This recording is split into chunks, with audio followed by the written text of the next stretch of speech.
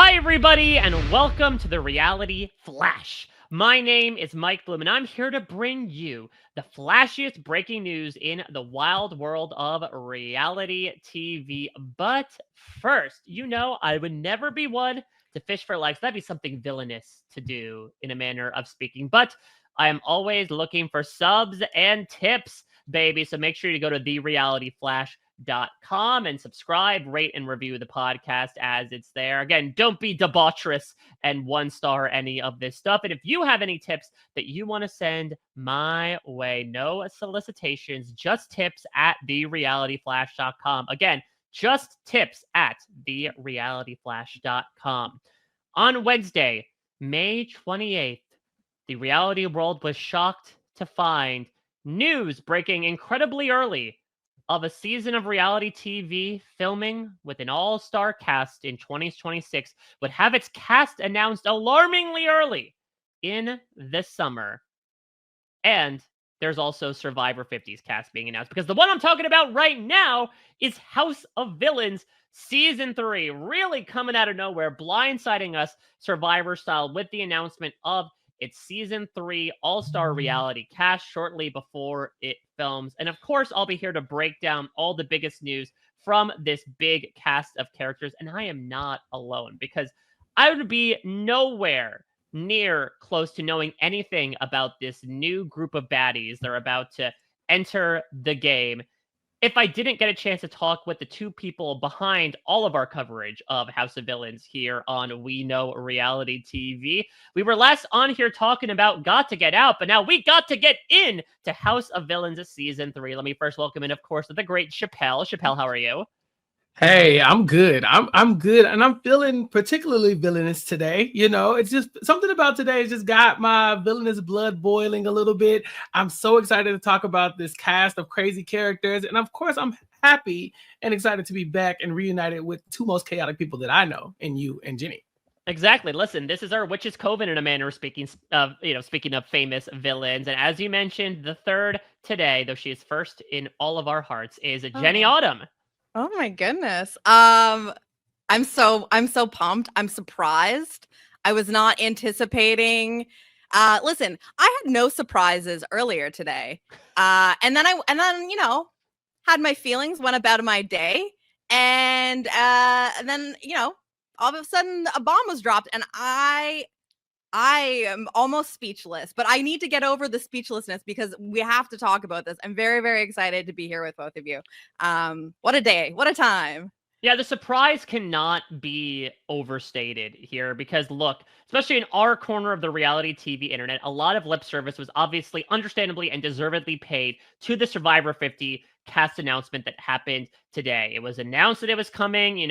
Maybe rumors were about the cast that was about to be announced by Jeff in the morning. And we thought, all right, that's the vast amount of reality TV casting news that we're facing today. But of course, like with any good villain, there was a twist involved. And it turns out that in the afternoon, Peacock had revealed the cast of Season 3 of House of Villains. And similarly to Survivor 50, and even going back to what happened with the Traitors last year, it really does seem like a lot of these all-star reality shows are implementing this formula of the early cast release. That essentially they're saying, look, we're internet savvy enough to know that there are people out there, Varys style, with their little birds finding out everything about this cast. Let us, the network, be the ones to own this cast release. And so we know that the cast of House of Villains is about to go into sequester, I believe, to film things. But, Chappell, there has been no, at least from my research, determined start date for this series. We assume it's coming in 2026. So, yet again, much like Survivor 50, we have a show announcing its cast at least 6-7 months ahead of time. And you have to wonder why that is. House of Villains definitely could have waited. Survivor is trying to get in front of like the spoilers. There's so many alumni wrapped up in the Survivor community, and they're going to talk when they come back because Coach has no scruples. But as far as House of Villains goes, it's not the most anticipated cast, but what they did was so villainous.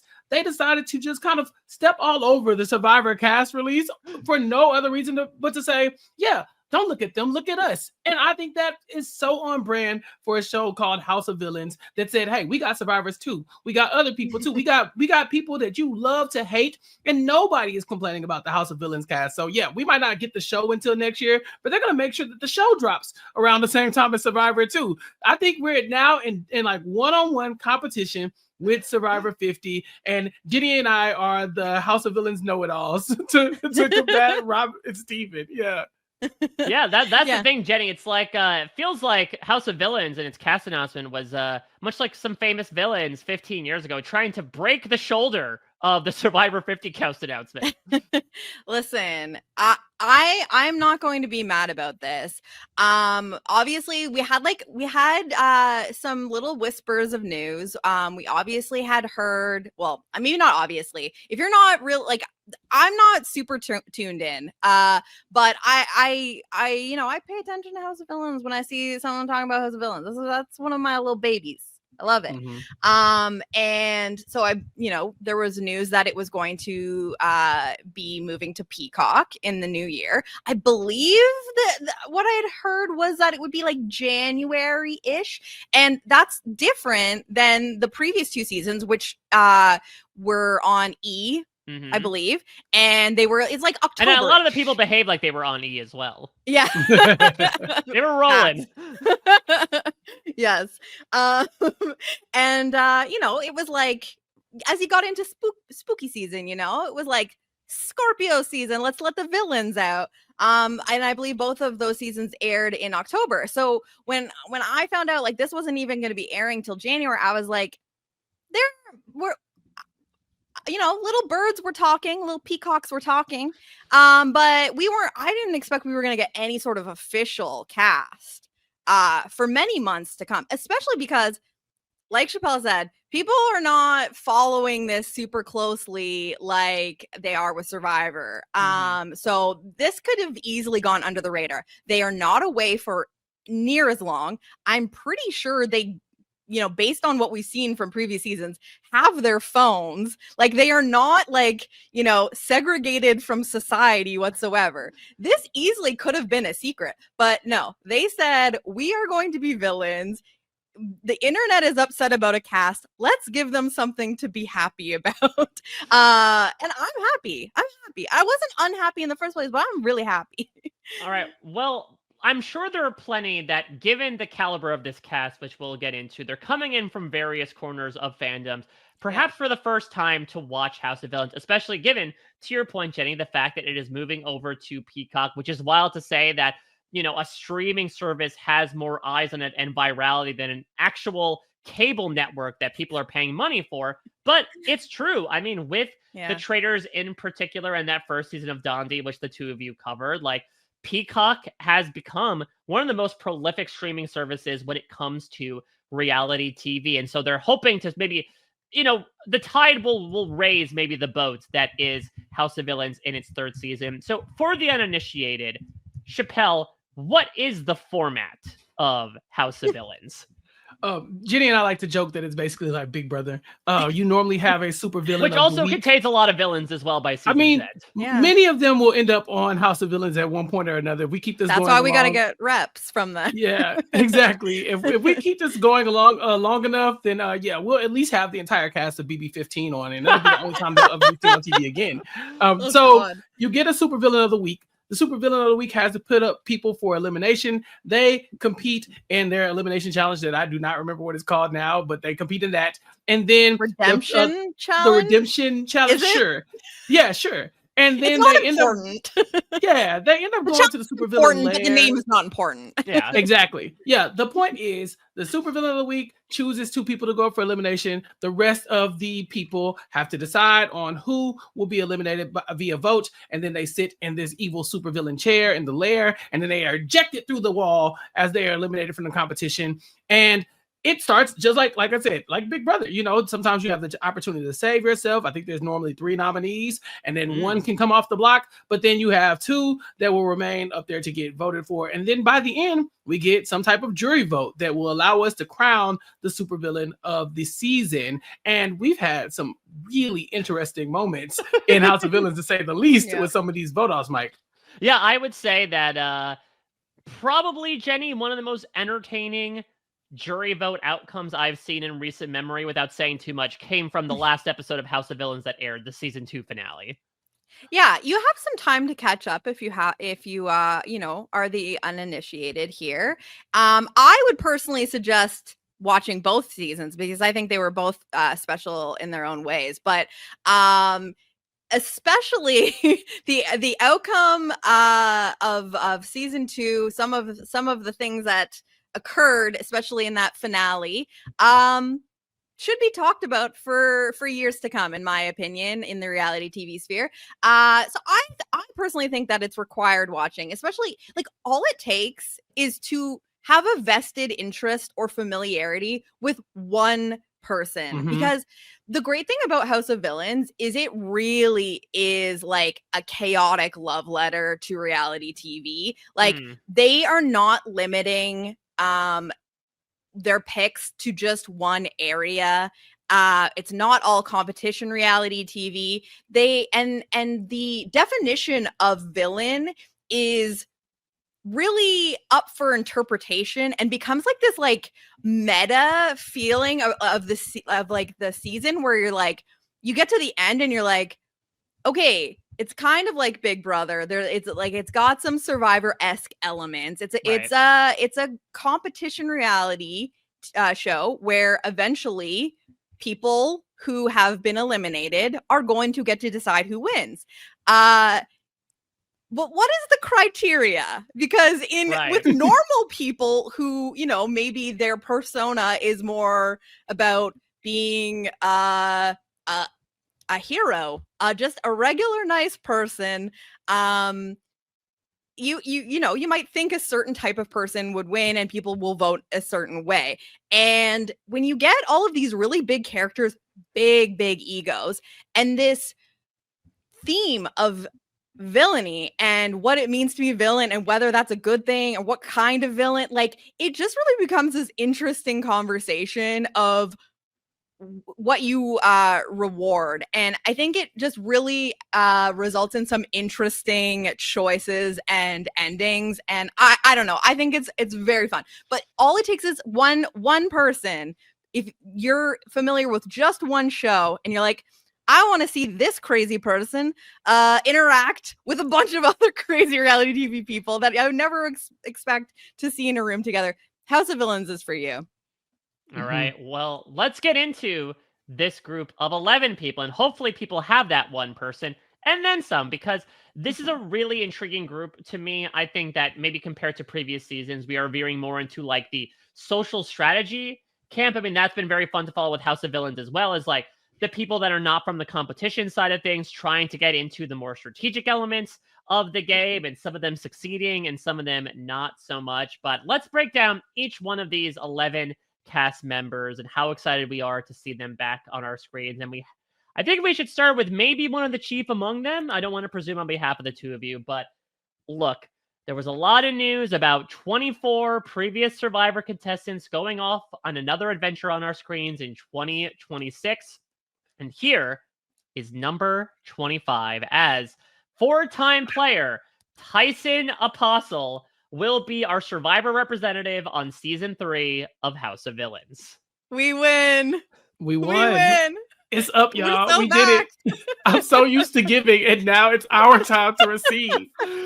I mean, this is absolutely fantastic. From the jump, obviously, Tyson has undergone a huge amount of, personal life shift throughout his 4 times on Survivor, most specifically in Survivor Blood versus Water, the season that he won. It was pretty wild to see the guy who we saw in Tocantins back in 2009, gloat about making people cry and dancing naked with the immunity necklace as a headdress, weep over the fact that his girlfriend got voted out and sent out of Redemption Island. But he was able to, find a heart and find $1 million along the way.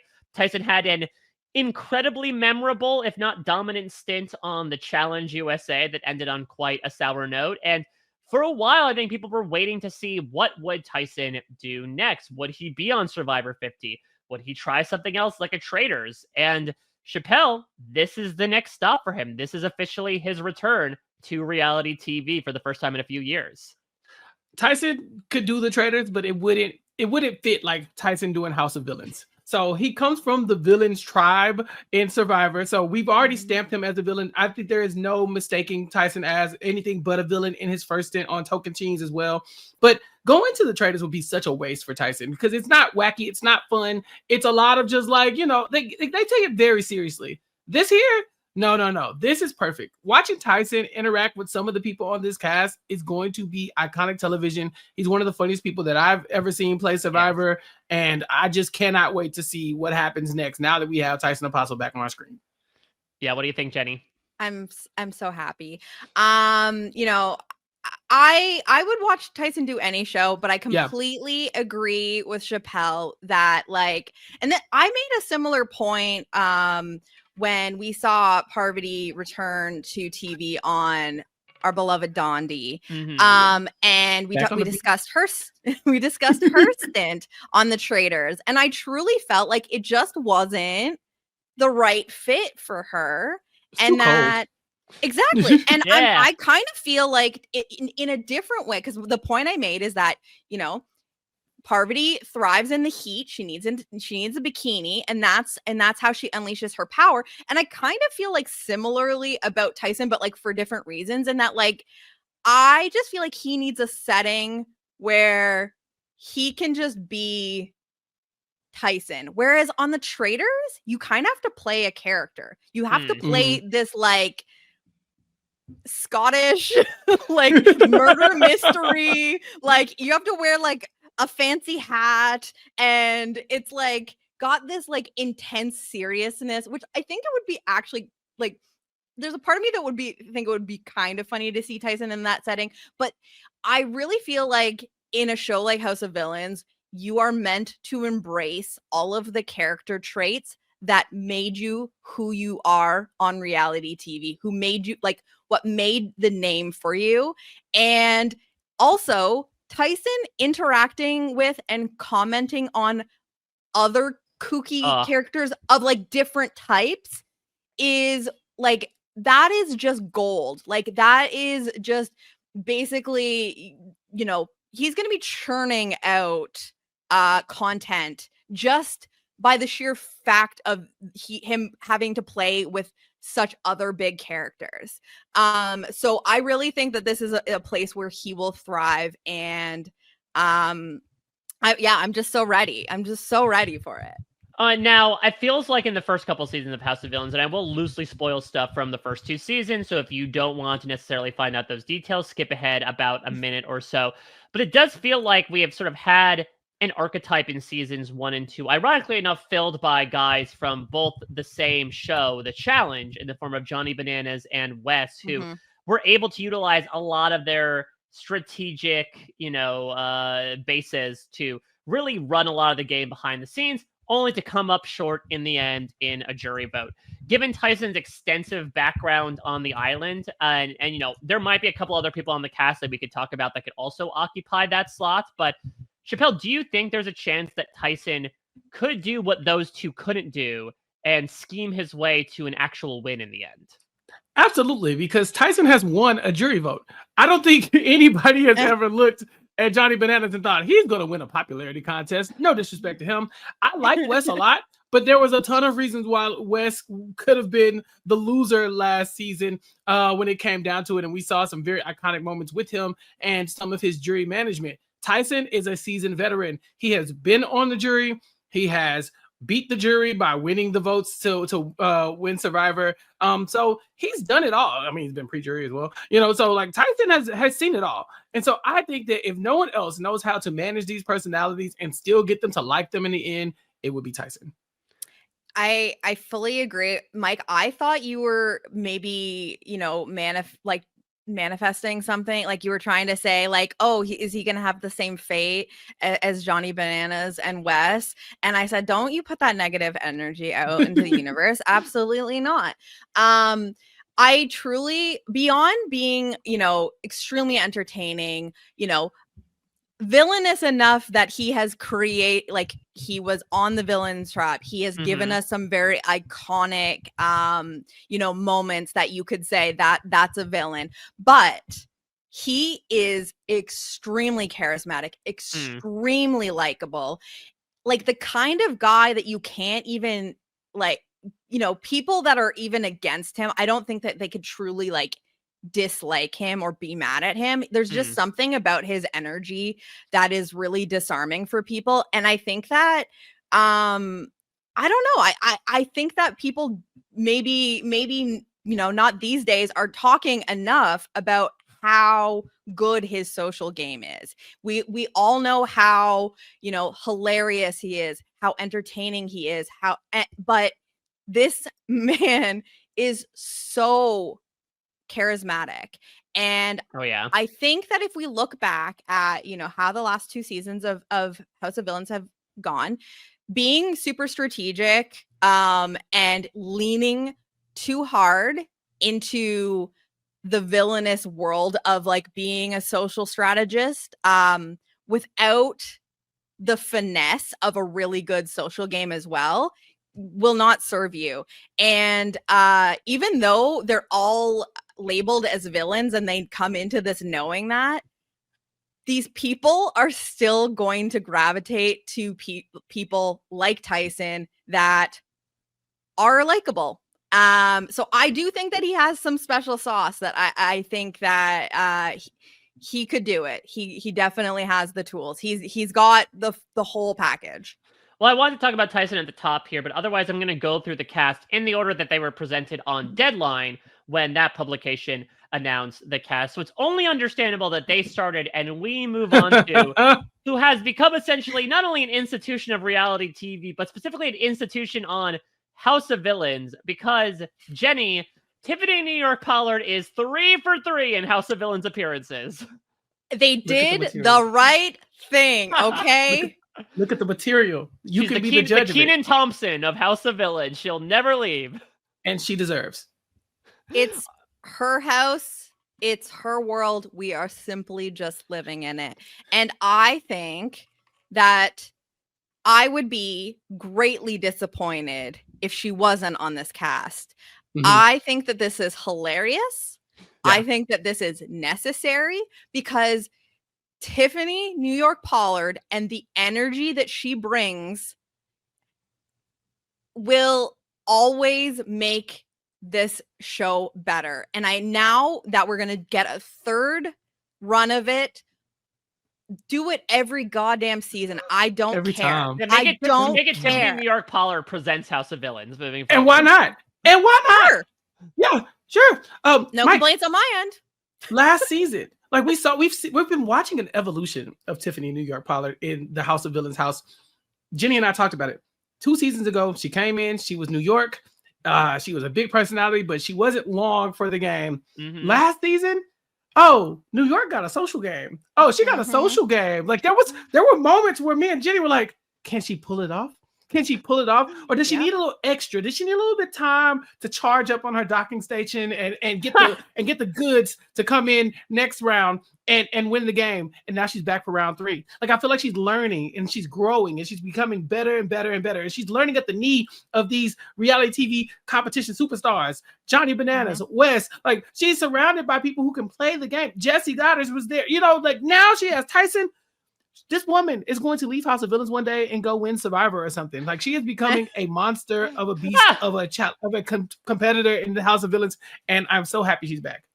Listen, the improvement in placing from season 1 to season 2 alone, she might just win. She might just win. Yeah. And no matter what, I am seated for the journey. New York is in the mother effing House of Villains. Yeah. I can't wait to see who she does not vibe with and who I called it freaking last season. This was before I knew that her and Wes had met each other and done Worst Cooks in America. I felt it. I said these two, that I think that this is the power duo that I want and need, and I see it. And it happened. And so, but this, I haven't had enough time to digest how I feel about her in this cast. So like, obviously as a big Tyson fan, I'm like please, like let Tyson be the West here. But it could go either way. You never know with New York. And that's what makes this so great is like, you don't know which way it's going to go, but you know it's going to be a good time. Well, someone who, again, she might surprise us. She might spit in the face of our prediction here, but I would imagine the person she might get along with the least, at least initially here, is someone who is, you would say on his own redemption tour, but he is appearing on House of Villains. It's the womanizer, the doll singer himself, Tom Sandoval. Chappell. Sandoval is back. You know what? Redemption is crazy, but it's so accurate. Tom Sandoval went into the Traitors, and people were like, boo this man. Boo this man and everything that we know about him, everything he stands on. But then toward the end, you could kind of squint and see people being able to appreciate Tom Sandoval for a game player or a character. There were definitely moments where everybody but Dolores was like, I think we can live with him. Queen Dolores was like, absolutely not, never, not on my watch. But yeah, Tom Sandoval had quite the redemption arc, and I think he's now embracing his villainous persona. You know, I think for a while, one of the reasons why people hated him is because he was like trying to gaslight us, like we didn't know that he sucked. Right. But now Tom's like, no, I did some awful things. I'm trying to be better, but I am a villain. I am a villain, and you guys. I mean, do you remember what he said at that one roundtable on the Traitors when he talked about women? Yeah, exactly. This guy sucks, but like he's trying to make a comeback, and I appreciate that we get a character like Tom Sandoval because everybody likes somebody to root against. And you know, on these casts, we always need like a douchebag representative. Yeah. Season 1 had his former VPR cast member Jax Taylor fill in that slot. Yes, he did. Right. Yes, he and did. also you know, you might argue Shake kind of filled the like, because you need the people from the shows where like they're kind of like a douchebag in their personal life to women, you know, like kind of like a misogynist. We need one of those kinds of villains. And I think we might have two at least on this cast. So we needed someone to fill that role, and I think after watching him on the Traitors, I can't wait to see him sweat through many more t-shirts. And you know, I think that he really leans into the role. You know, watching him get so intense and into it in the Traitors and just be loud and wrong most of the time, really fun. You know, he really took it seriously, and I hope that we get this on House of Villains as well, because I love nothing more than when we get someone on one of these, you know, shows where it's like the Avengers of reality TV personalities. I mean, this is more like the Thunderbolts. Sure. As not, I'm not well versed in any of that, but yes. And you know, then someone flops. Like you can tell the heart is not in it. Like that sucks. I truly hope and feel good about based on how it went on the Traitors, because when I saw he was on the Traitors, I was like, what are we doing here? And then he ended up being he delivered in a way, in his own way. He created content in his way. Yeah. And that's all I can ask. I'd rather, you know, come and be weird and make moments. That's fine. Better than just being there and you know, being like, you're just taking up somebody else's space. So I hope that, you know, Tom Sandoval is going to bring that same energy. Maybe there will be some dolls in the house to sing to. Yes. The idea of him you know, talking to New York is God. I can't even. She's going to hate this man. She's going to hate him. She probably already does. Like she probably already hates him. She knows. Oh, she knows. Yeah. Well, and if she doesn't, she'll learn. This is a cast that I'm excited to continue to dig into, but there were some people that over the course of watching them in their respective reality shows, I thought, okay, there's a chance they might come back for a House of Villains. I'll be completely honest, of the known qualities, this casting choice surprised the heck out of me, because we saw them in 2 incredibly long, intense back-to-back summers, and it seemed like they left the game, for lack of a better term, pretty gumpy, to the point that I never thought we'd see them back on reality TV. Chappell, it is the return of Paul Abrahamian, 2-time Big Brother runner-up. I talked about how Tyson knows how to manage a jury. Me, Paul. Paul has to come in second again. They have to come in second. Oh my God. And they have to wear the same shirt. Okay. So Paul played Big Brother the first time. And people were like, we want more Paul. Personally, I was good. I was good on the Paul experiment. I said, I've seen enough. They brought them back. I'm sorry, for the second season. And Paul ran that house like none other. I'm talking, you want to talk about a cult? Yeah. People were falling all over Paul, trying to get to the end. I mean, just like, it was crazy. You even had Christmas at the end, convinced that she was in love with Paul. She's like, do I love him? Is everything okay? We got scenes on the actual show of Christmas being like, I think I love Paul, and Paul being completely oblivious, if not just a little afraid of Christmas too by that time. Well, Christmas is prone to falling in love in the Big Brother house. The fact that she's not on a season of House of Villains is not yet, baffling. Not yet. But yeah, Paul gets a bad rep because they ran the game so intensely. Had everybody fighting. Everybody was against each other. Then they got to the end and they all colluded and said, "No, we're not going to reward Paul. Paul's worse than all of us. We might have been doing all the fighting, but Paul was the one who set it up." And so we will punish friendship Paul. Was a lie. Right. There was friendship bracelets. There was catchphrases. And at the end of the day, they said, we'd rather give the money to Josh Martinez than Paul. And so Paul is back for redemption. But like I said, I don't know how Paul does up against a jury vote, even in front of villains. There's no one happier about this than me. I will guarantee you that. I am an unapologetic Gasp. Paul stan. I know Chappell always has my number. Not kidding. Day one, and I can admit that Paul deserved to lose both times. Big issue that they face when they face a jury is not owning up to things. Kind of acting, the usual mistakes when facing a jury. If you've played a villainous game, not owning it, gaslighting people, continuing to gaslight people at the point where you just have to own your shit. And I think that both games were very, very impressive, and I never thought that I would see the day where Paul would play a game again, because after two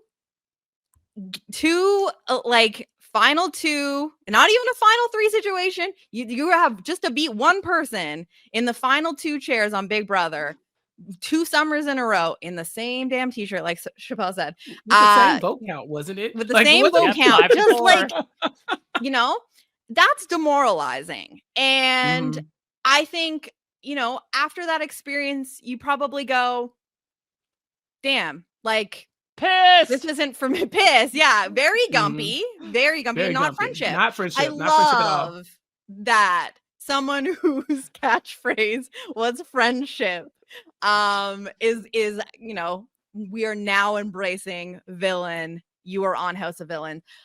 I'm very, very excited. I honestly, like, Paul's someone who of the Big Brother community, not super involved. No, very much divorced themselves, given a lot of very understandable consternation. Like Chappell, yes, you talk about a lot of the pack tendencies they were using. They also did at one point try to rile people up to try to, prod somebody to the point that they wanted to trigger the PTSD in the military veteran in a Marine, so that he would subsequently hit one of them and get expelled from the house. And look, the Marine in question, not a great person either. So it really was a race to the bottom there. Right. But Paul two wrongs making a right. Paul, I was like, sometimes Paul was right. But anyway, so that's the thing. Paul is a villain in Big Brother, but I don't think Paul is a villain in life. And so I'm very excited to see Paul kind of embrace the villainous side and go up against somebody like a Tyson, who is also probably a great person in real life, but has those villainous tendencies in a game like this. And so I'm so excited. I was not the biggest Paul person. I wasn't. But then the more I got of Paul, by the end, I was like, anybody but Josh Martinez. So here we are. Yeah, I mean, Paul has also gone through a big journey since being on TV. At this point, 8 years ago, with their sexuality and gender, they've come out as non-binary in the time since. I know they've worked a lot on their music. So, yeah, I mean, as you mentioned before, Jenny, there are some of these rare characters who come on, like a Jax, who's like, but I'm not a villain. And Paul might be one of those soft souls who is saying, like, that's who I was, but who I am now is completely different. Or it could just be business as usual, feeding the flames, and before we know it, they're continuing to write checks that will not get cashed in the favor of $1 million or whatever they win on House of Villains. Yeah, and that's what's fascinating. That's what's fascinating about the return of Paul to reality TV, because it really could go either way. We don't really have a window into how they've been feeling about their own progression. How they would play a game now in 2025 to be airing in 2026. And I, maybe the thought process is I played long form Big Brother with a bunch of meatballs, normies, a bunch of meatballs, and some self-righteous people, and I maybe did some dirty things to try to snatch that win, and they didn't like it. But if I'm playing a game that's basically like a compressed version of a Big Brother game with experienced people that are wacky in their own right, and we are all embracing the fact that we are villains, maybe this is the time where my flavor will finally work. And I could see it. I honestly could see it, because the thing about Paul and why they were so successful to getting to the end in both seasons was, again, social game, magnetism, charisma, very, very well liked, really good personality. Like that stuff does matter in these games, even in House of Villains. And we see people where, like, on these shows where they're like, yeah, like they're kind of a villain, but like they're not going into every room and like, picking fights just for fun. Those people, it's hard for them to win, even on a game like House of Villains. I actually do think that Paul could pull this off, but it's just such a big question mark for me, because I just don't have a window into I just really did not expect to see Paul on reality TV again. So Yeah. it's really a big question mark to see if it's going to be a return to business as usual, and what they've learned, because that's a long amount of time, playing these intense games 2 summers in a row in your 20s, in your early 20s. I don't know Probably how something old. like that. Yeah. Yeah, I want to say probably early 20s. A lot changes, as you get out of those like late 20s into your 30s. And as someone who hasn't been like, I live and breathe reality TV and this is my whole identity, I truly hope that we get a Paul that's like ready to like actually play the game, and it like sparks something in them and they have fun with it. I would hate to see them come in and be like, yeah, I'm actually realizing quickly I'm not into this anymore. I thought that maybe this would be fun, but these people are wacky and I'm out. It's a little gumpy. Yeah. Point of clarification, Paul was 23 and 24 when they played on Big Brother. So a lot of time has passed. Let's see what the late 20s Paul looks like.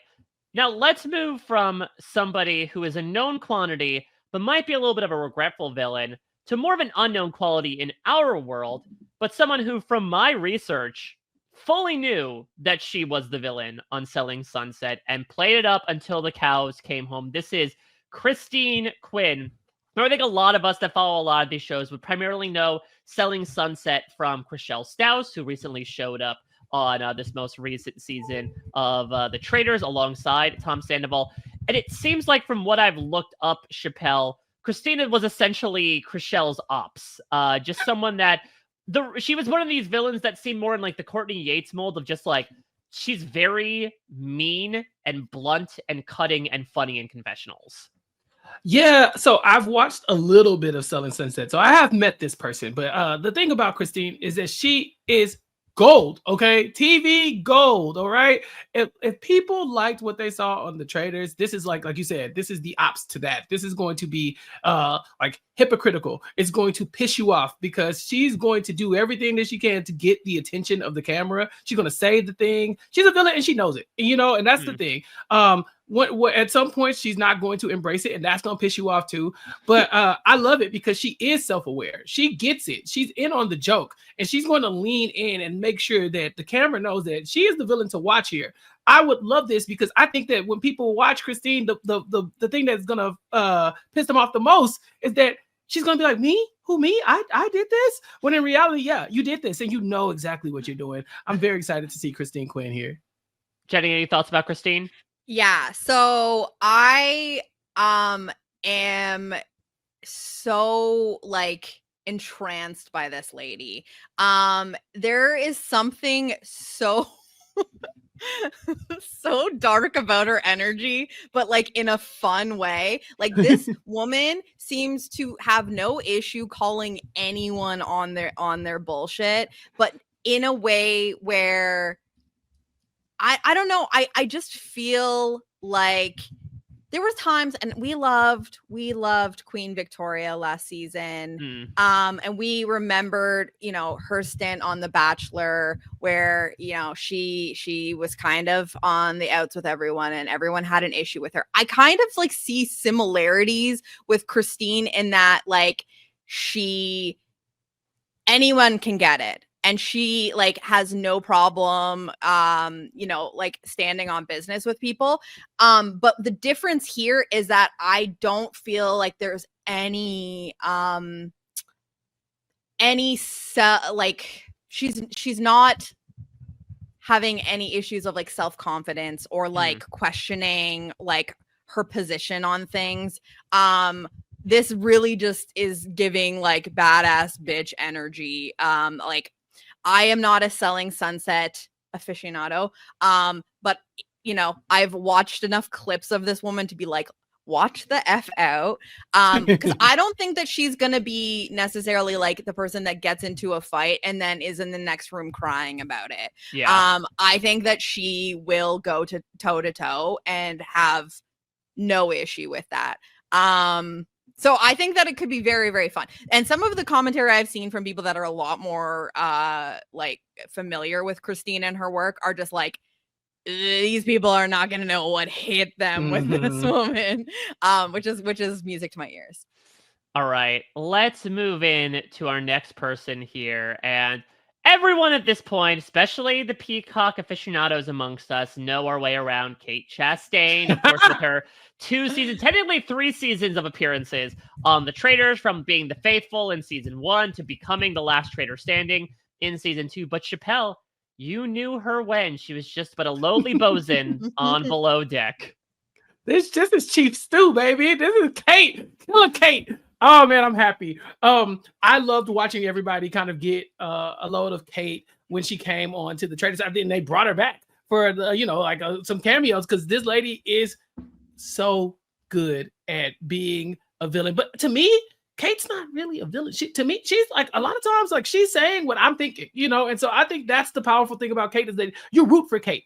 I think there's a lot of villains that you root against. I think Kate is not one of those people, even in The Traitors, where she's basically throwing a fit and deciding, I'm not doing any of these challenges anymore. Y'all are just going to vote me out anyway, so I'm not helping. And just moving her way through the episodes every week with someone accusing her of being a traitor, and yet she's still here. And so I can't. Sailing through. No notes. Kate Chastain should have been on here earlier. I love her. Yeah, Yeah, I mean, Jenny, I mean, where you talked about with our last person, someone that would not be afraid to, go tip-top toes with somebody. Kate Chastain will call out the fashion sense of anyone who comes into her warpath, as we saw with Rachel Riley. Yeah, and that's to Chappelle's point, it's like, are we just a villain if we are just saying the quiet part out loud? Right. Because Lock her up I for think being that real. half the time that's her only crime. No, I think that this is a really, really fun choice. My head is spinning thinking about her interacting with some of these people. Like she has been allowed to be on in some capacity every season of the US Traitors thus far. And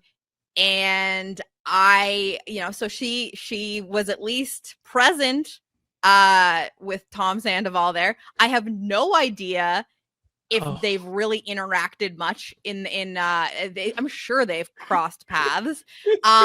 I can't wait to hear her eviscerate him. It's going to be like I'm gonna record it and listen to it before I go to bed every night. Like it's gonna affirmations. be truly. I have no complaints. I just hope that she has material to work with. That's all you need. Like fashion material. She can just be who she is. Give her stuff to work with, and we will be fine. This is a perfect choice. And Peacock, you keep bringing her back on anything you want, babe. That's the thing. This is slowly becoming the Kate Chastain network, and I'm not entirely mad at it. No, not at all. I would love to see what it looks like when Kate and Christine Quinn interact as well, because Christine is like the queen of the mean girl energy, and Kate doesn't have that energy to me. Kate is the one who's like, she's bullying the bullies, and so that's why I love Kate. Man, this is gonna be good. I'm so excited. Well, we mentioned before how some people on House of Villains, you just need at certain points that out-and-out capital A asshole on the show. And Sandoval certainly fit the bill, but maybe to your earlier point, we have doubled up here. Let's talk about Johnny Middlebrooks. And Johnny mainly has his claim to fame from a villainy perspective, but in a major way, at least from my POV, on Love Island Games a couple of years ago, which, true to the sort of weird disparate nature of the title, was this ability to like find love but also compete against each other and subsequently get rid of each other as well. And if I'm recalling correctly, and either one of you speak up if you have more details about this, I feel like Johnny was one of these people that saw it as a game first and an opportunity for romance second. I believe he cycled between something like 5 or 6 different partners alone over the course of the season. He was branded a D-bag. He was branded a terrible person. I think he called himself the devil at one point. And unfortunately, he ends up finishing in second here, but becoming certainly one of the most memorable characters from his run on Love Island Games. I think that's just how he operates. Yeah, and then like that's his thing. Love Island Games just felt like that was the setting to really lean into it. It's a game, and I hook up with people, and it's that combining my two favorite things. I think that I am very interested to see how Johnny operates in the game. That is a game first. Mm-hmm. And it's not going to be full of young women that are going to throw themselves at him until they realize what a douchebag he is. So like I said, we always need a douchebag, and I think that if this is a fine choice, I think that it's a fine choice. Listen, he on his original season of Love Island, he, like you said, Mike, we didn't really get to see villain. He was with Selly, who was like one of the big sweethearts of the season. And I think that is also like part of the that's the heel turn is you wrong Selly, who is like one of the darlings of the Love Island USA franchise, that's when you've decided your path. And you know, I think he leaned very heavily into that path in how he conducted himself. And I'm the villain, I guess. And I don't know, I just think that it will be interesting to see how he does. I would love to see him want to have fun with it and not like in the ways that he's used to. Like, he's gonna have to be doing something different. I just don't want him to be boring because there's not a platform for him to be a villain in the way that he's accustomed to. That's my biggest concern, and my hope is that he can just be a menace in another way, or gets really into the gaming aspect of it. Well, that's fair. You know, last season, you know, somebody who does really well in the game and is probably in like tangential to this archetype, Safari. He is known for his interactions with women. And so we didn't get a lot of Safari throughout the season. He was like there, but he wasn't giving us a lot of energy. We also seen Shake, who is known for his interaction with women. And that too was like, it's almost like a failed experiment with Shake, because Shake just he interacts poorly with everybody. But Johnny is, from what I've seen, I've done my research. I have not seen Love Island, but from what I can tell, Johnny is now in his villain era. He embraces it. You know, people were comparing it. I found a Reddit thread that actually said that Love Island season US 2 was his origin story, and then Love Island Games was his Empire Strikes Back. You know, so like, this man is a villain. He knows it. Now, can he harness it into game savviness? We will see. All right. Well, you broke the news earlier that there is no $1 million prize on House of Villains, but that's no matter to this next person, considering that she at one point had $1 million in her possession, and Johnny had a brief appearance on the challenge. Let's talk about someone who has been more of a mainstay on the MTV franchise. It is Ashley Millionaire Mitchell, Chappell. Cash Money Millionaire here. Cashly Mitchell. Cashly, she's awful sometimes. She's awful. Like, the thing about the people in the challenge is that they're outside their challenge interactions seep into the game a lot, and we get a lot of personal attacks and things of that nature that really make you kind of like wonder, like, why do y'all keep putting these people on TV? I mean, it's wild because Ashley has a very storied history on the challenge, but she originally came from the real world, where she lasted all of like 4 episodes because during one of her many drunken tirades, she told Corey that she was so rich she could, quote, buy and sell his family.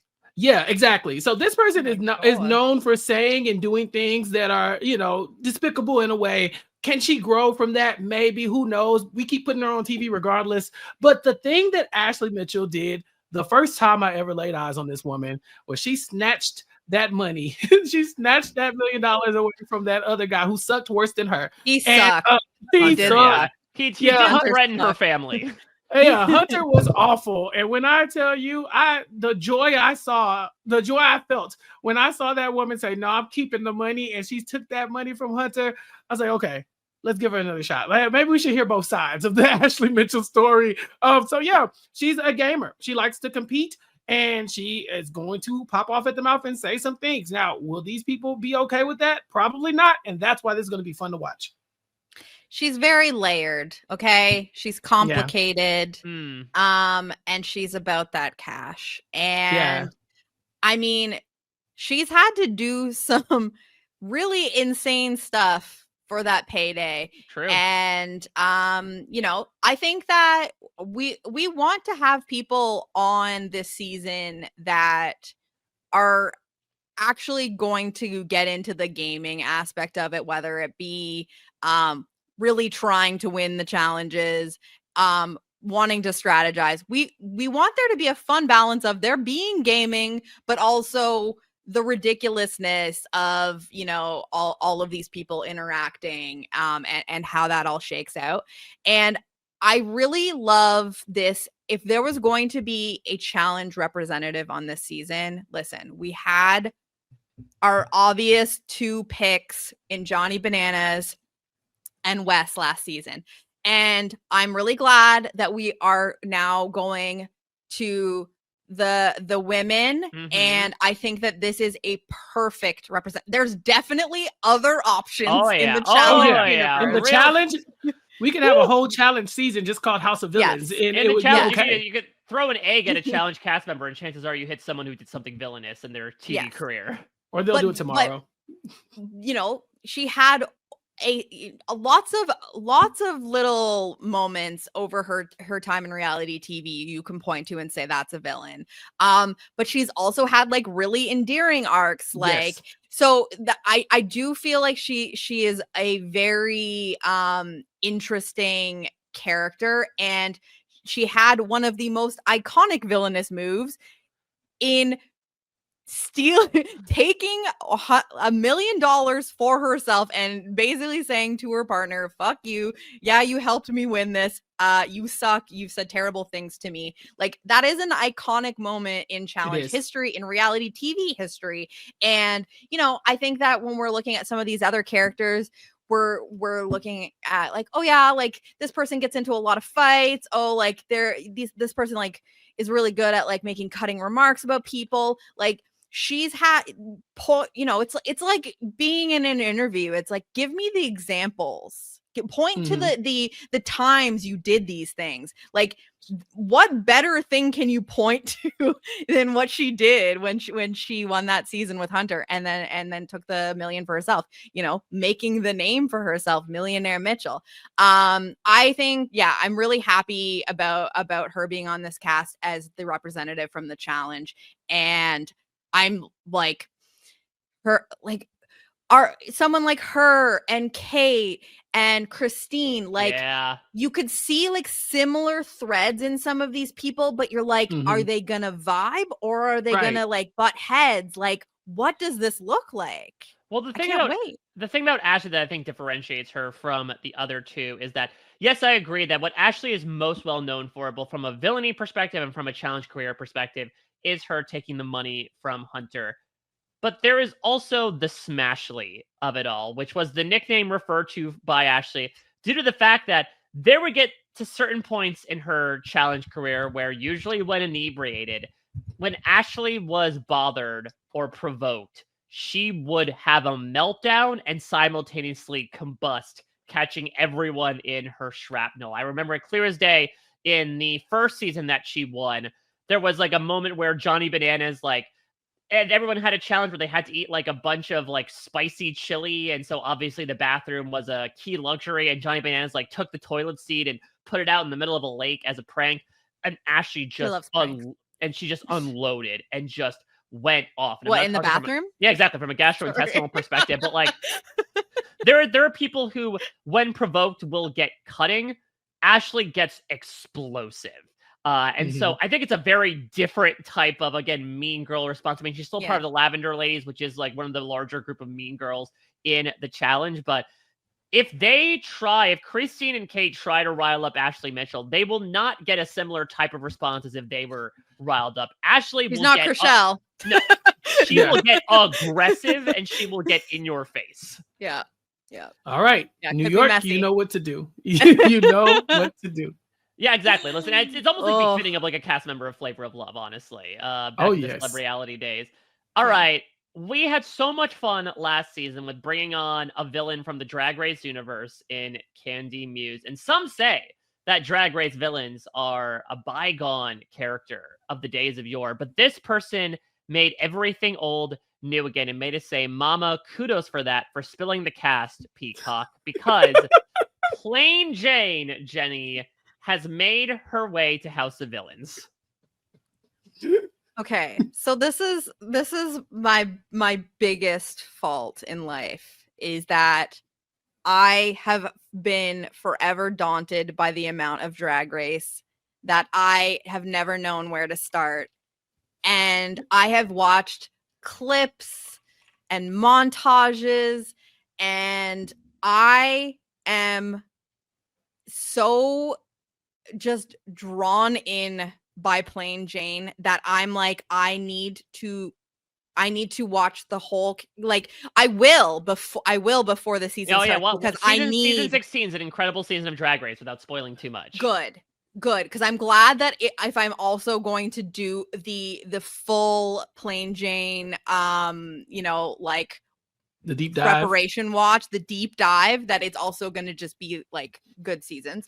But wow, this is a villain. This is a villain. I'm obsessed. I don't even I don't even know what to. Is this kind of character in the drag race world embraced, or are that's what I'm trying to figure out, because it's like, I do hardcore drag race people, what are their feelings on Plain Jane? Because what from the vacuum that I have gotten myself into, I am like, you would literally hurt my feelings so easily. I'm so baby, I'm so soft, but I'm also like, I can't stop watching. And she's almost like so likable in the way that she insults people. I don't know. I just like, I can't. So yeah, here's the thing, and Chappell, feel free to like add in or disagree. The thing about Plain Jane, from my perspective, is that I think she was surprisingly well received for a villain on Drag Race. This was not a Fifi O'Hara situation where people were throwing acid in her face. I think it helps that she was not necessarily going up against like the fan favorite. This was not a Roxy Andrews situation. Plain Jane's main nemesis was a woman named Amanda.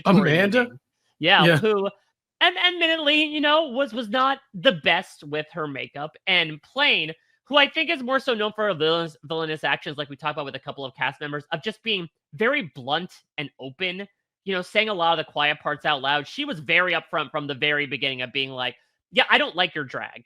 Like, I think you need to work on your makeup, which again is something that is kind of unheard of in this modern day age of Drag Race, where, we're in our Emmy era. Everyone's all about being supportive of each other and building this on-screen family. Plain Jane was all about the hard truths and the constructive criticism. Yeah. But the other thing on top of that is that I think, especially in a talent competition like Drag Race, if you're gonna be mean, if you're gonna shit talk others, you have to have the shit subsequently to back that up. Right. And Plain Jane did. From the very beginning, with her stupid song Burger Finger, she cemented herself as one of RuPaul's favorites. Spoiler alert, she makes her way to the finale, wins a couple of challenges along the way, was one of the front runners of the season. And so I think that definitely helped a lot, was this sort of combination of her being kind of a breath of fresh air in the candor she was bringing to the show, the fact that her chosen ops were not necessarily the most popular people of the season, and it didn't feel like she was like punching down to anybody, and that she kind of had the goods to back up a lot of the claims she was making.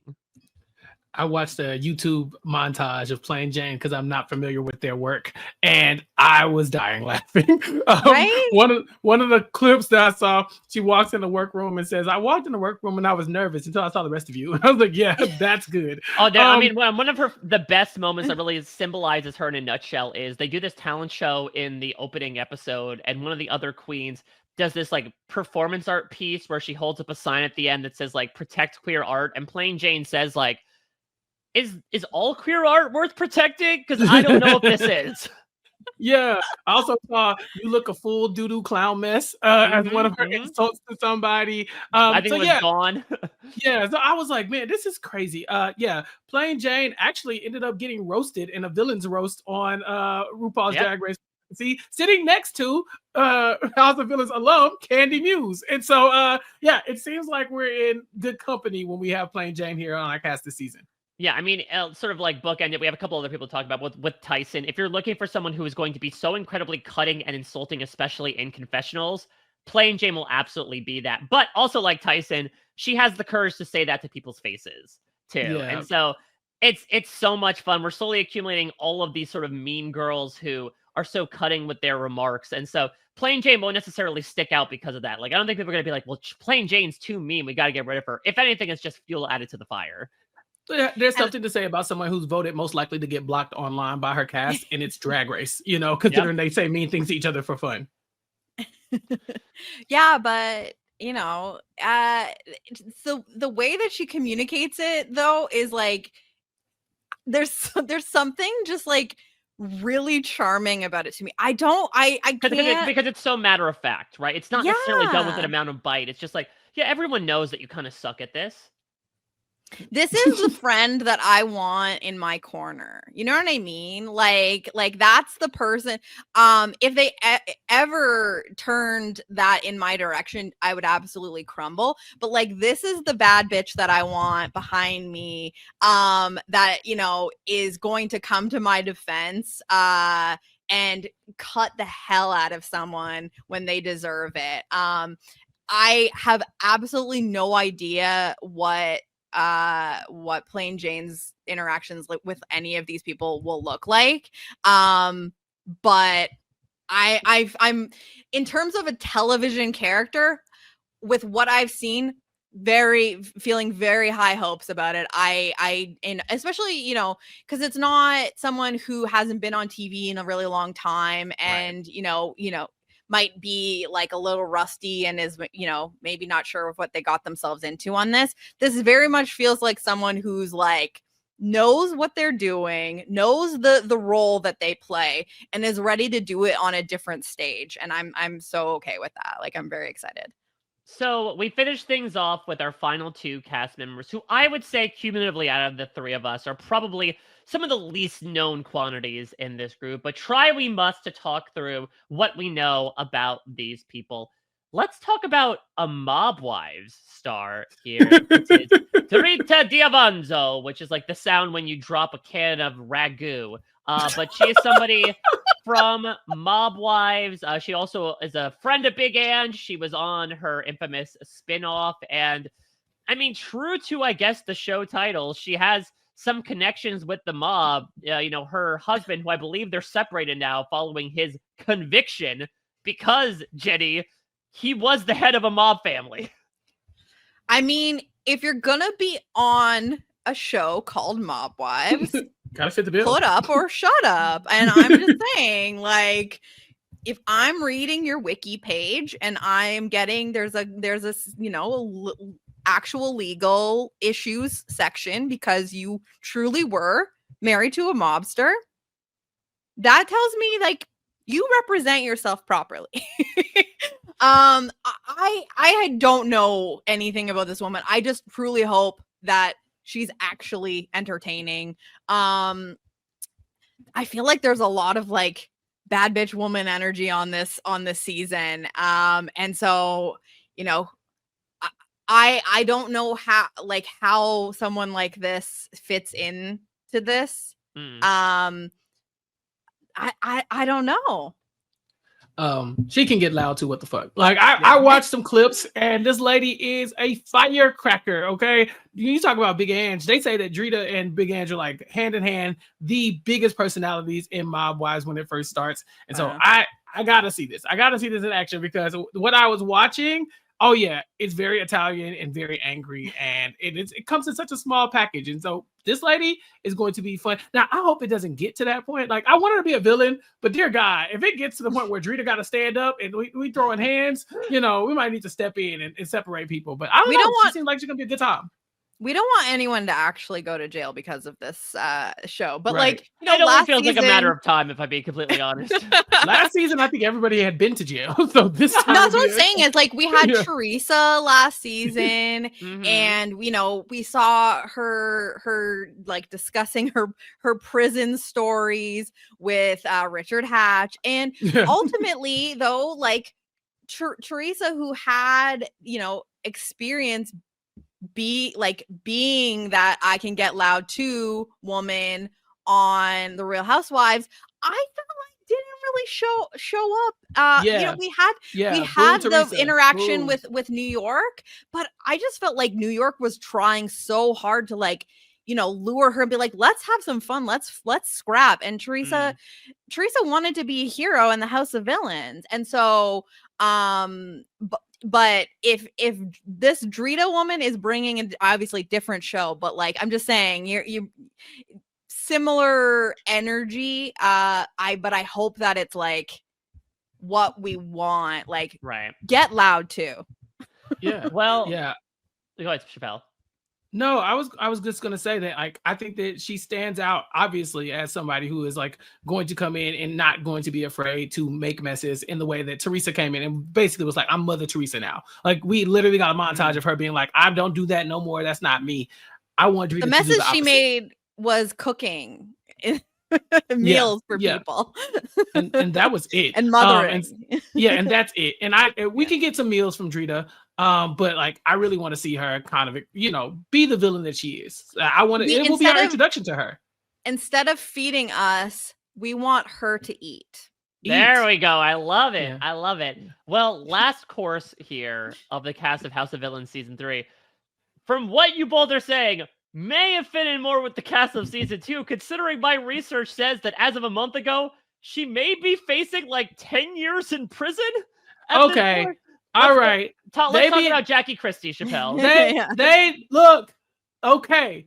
Jackie is tied up with some fraud allegations right now, but she ain't in jail. Okay. If there was really a problem, she would not be able to go out and film House of Villains. That's okay. Right. So I think Jackie's stint in jail is exaggerated for sure. And I think that, like, depending on where you look, people will claim that this lady is getting life in prison. But Jackie Christie, this is the wife of Doug Christie, or as she would say it, I'm Jackie Marie Christie, Doug Christie's wife. I have companies, I have businesses, because I'm a boss. She was recently released from Basketball Wives after years of being one of the biggest personalities. And so now she's trying to branch out and find other things to do.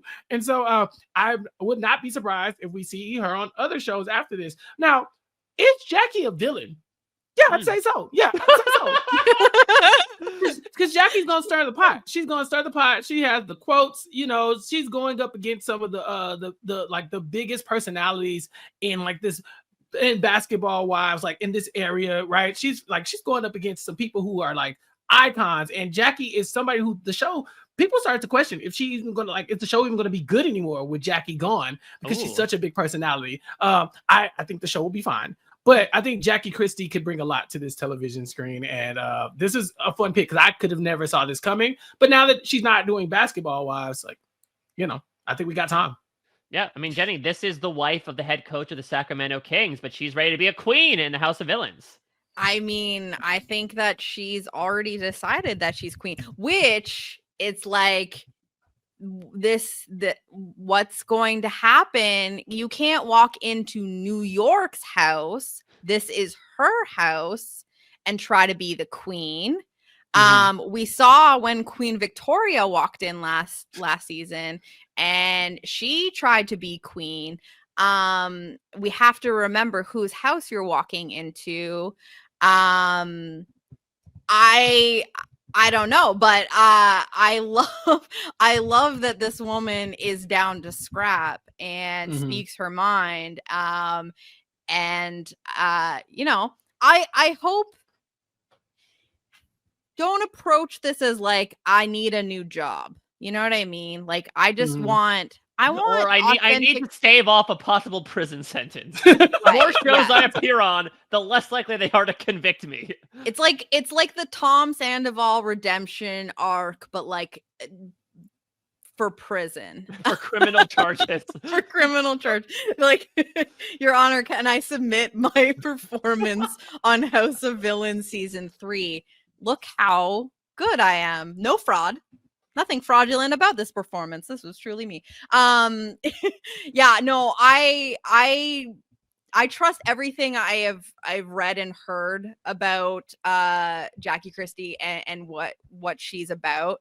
And yeah, it's so hard to think about because like this cast is such a bizarre group of people that it's like, who's gonna vibe with who?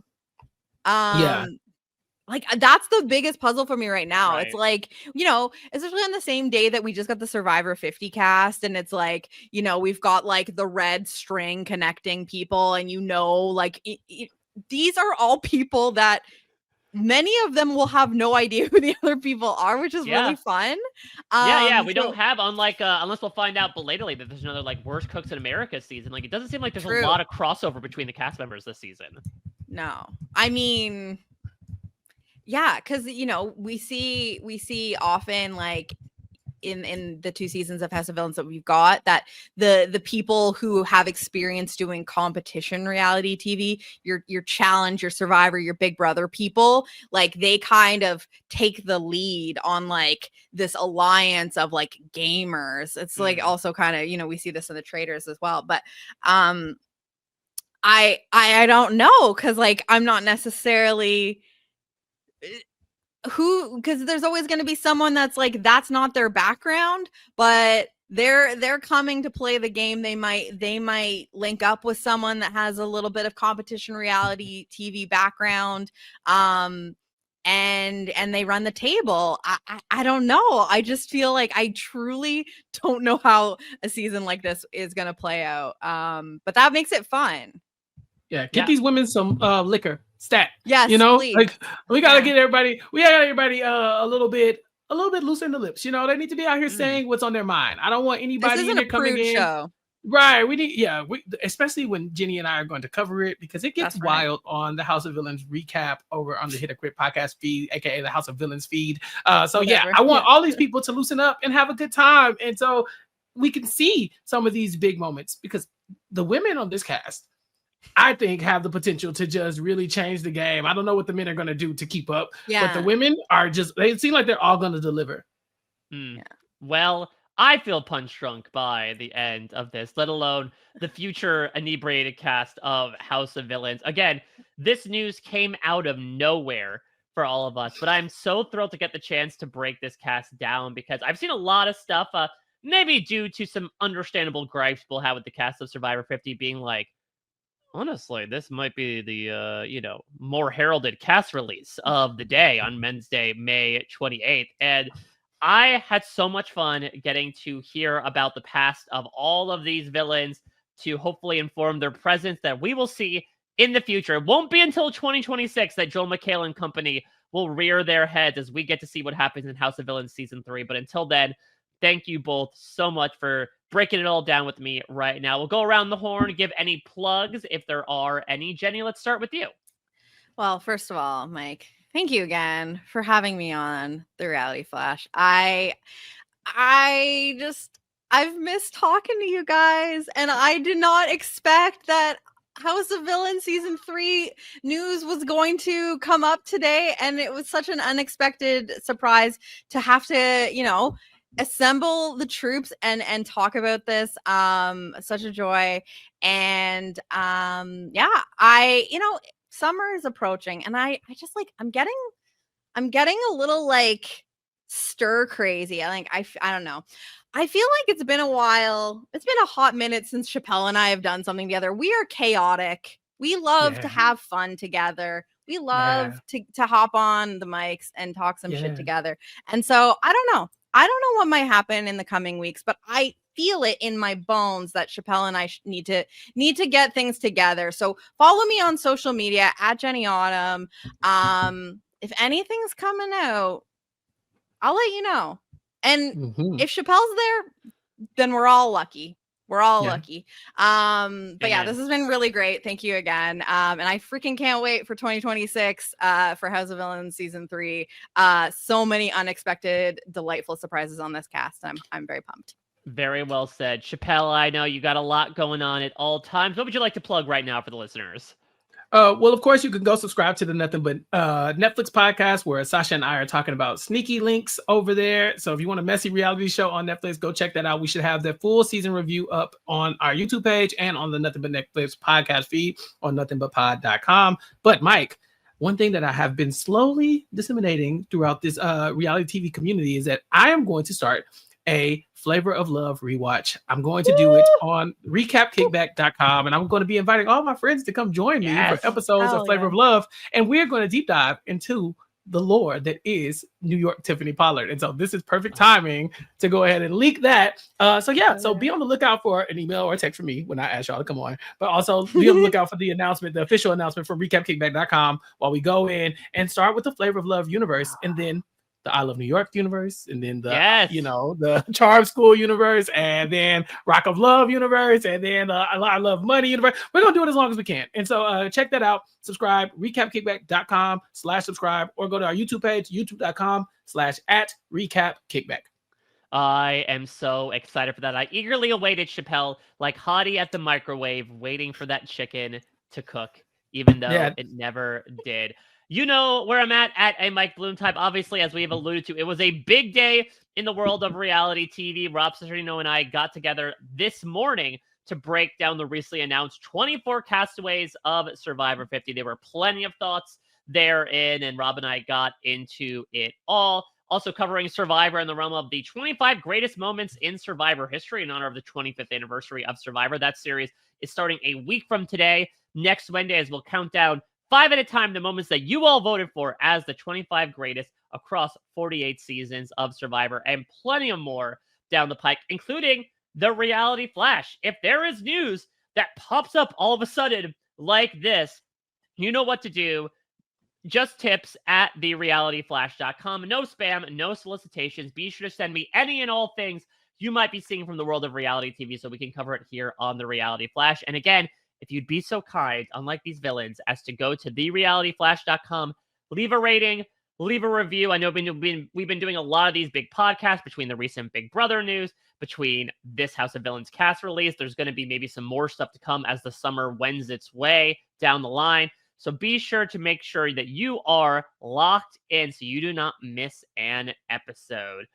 That's going to do it for this episode of The Reality Flash. I'll return in your eyes and ears soon with more reality TV news that you need to know as it breaks. Thank you all, as always, so much for listening. Chappell, Jenny, thank you again for coming on, offering your always sterling insights. Until next time, everybody, you've just been flashed.